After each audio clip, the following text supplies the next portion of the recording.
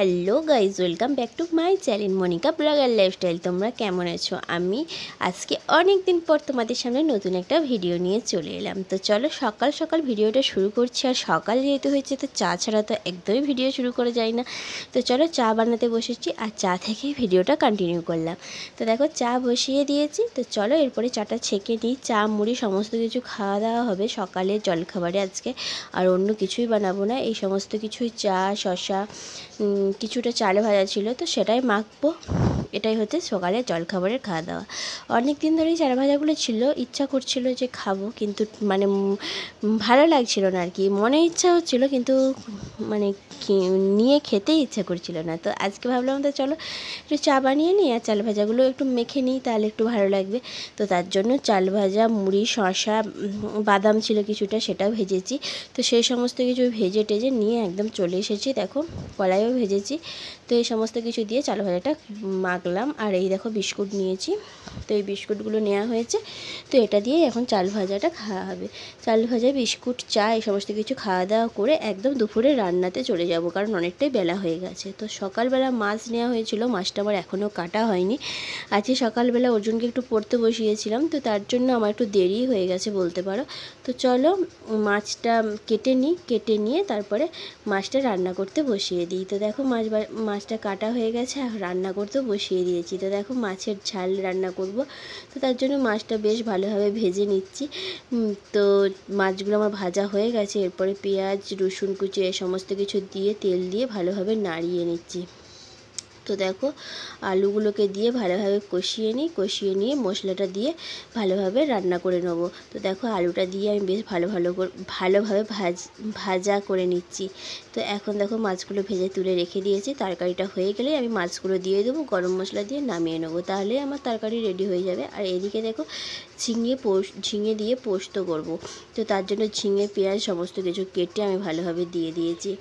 আর এদিকে বসিয়েছি ডিমের ঝোলটা। তো ডিমের ঝোলটাও আমার প্রায় হয়ে এসেছে, তো আর কিছুটা হলেই হয়ে যাবে। তো দেখো ডিমের ঝোলটা ফুটতে দিয়ে দিয়েছি, পেঁপে দিয়ে করছি ডিমের ঝোল।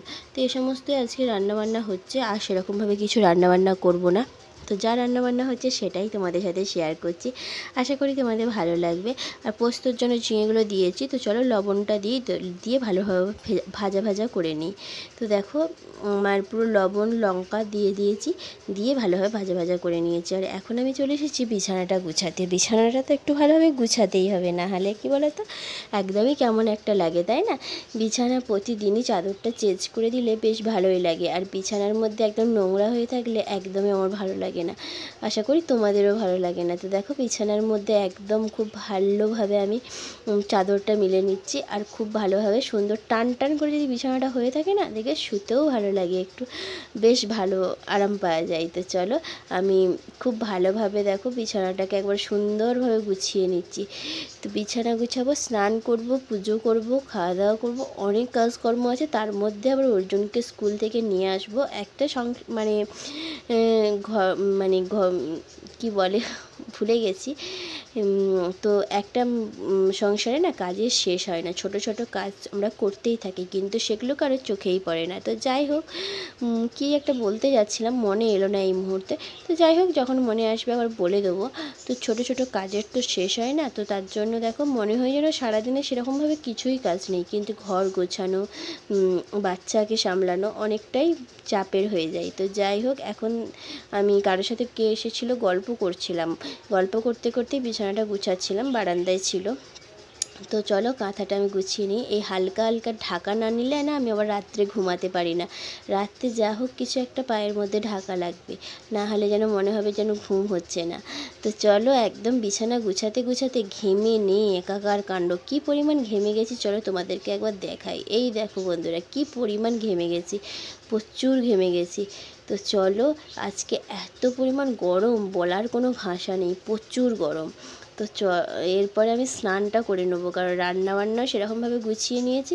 আর এখানে শুধু কড়াইটা আছে, কড়াইটা মাজবো, মেজে বাসন টাসনগুলো ধুবো, ধুয়ে নিয়ে জল ভরে নেবো, তাহলেই আমার আপাতত কাজ কমপ্লিট হয়ে যাবে। তো চলো সমস্ত কিছু করে নিই, করে নিয়ে তারপরে আবার তোমাদের সামনে আসছি স্নান করে পুজো দেওয়ার সময়। তো স্নান করলাম, স্নান করে আমি চলে এসেছি, এখন দেবো পুজো। তো দেখো পুজো দেওয়ার জন্য খুব সুন্দরভাবে সমস্ত কিছু রেডি করে নিয়েছি, আর ঠাকুরকে খুব সুন্দরভাবে ফুল দিয়ে পুজোটা দিলাম। আর খুব ভালো লাগছে জানো তো, ফুল দিয়ে সাজিয়ে পুজো দিতে পারলে একটু সত্যিই ভালো লাগে, আর বেশি ফুল হলে তো বেশ ভালোই লাগে। তো চলো পুজো দিয়ে আমার কমপ্লিট হয়ে গেছে, খুব সুন্দরভাবে গুছিয়ে পুজোটা দিয়ে দিয়েছি। এরপরে করব খাওয়া দাওয়া। তো তার আগে একবার মাঠের এই পাশটায় এলাম, কারণ দুটো ঘাস নিয়ে যেতে ভুলে গেছি, কারণ পাখিদেরকে দুটো গোটা ঘাস না দিলে না ওরা না খুব চিৎকার করছে, ওদের এই দুপুর টাইমটা একটু ঘাস খেতে ইচ্ছা করে। তো তার জন্য যেহেতু দিই আমি দুর্বা ঘাস, তো তার জন্য ভাবলাম যে আমার খাওয়া দাওয়ার আগে পাখির জন্য দুটো গোটা ঘাস এনে দিই। তো তার জন্য দুটো গোটা ঘাস নিতে এলাম। আর কি সুন্দর লাগছে দেখো মাঠের পরিবেশটা। আর এদিকে দেখো রাত্রে রাত্রে জল হচ্ছে, আর দিনের বেলা এত পরিমাণ গরম কি বলবো, প্রচণ্ড গরম লাগছে।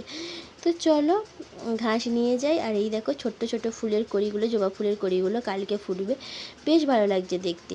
তো চলো বন্ধুরা, আমার আজকের ভিডিওটা এই পর্যন্ত। কেমন লাগলো অবশ্যই কমেন্ট বক্সে কমেন্ট করে জানাবে। আর ভিডিও যদি তোমাদের ভালো লেগে থাকে অবশ্যই একটা লাইক, কমেন্ট আর শেয়ার, সাবস্ক্রাইব তো করেই দেবে।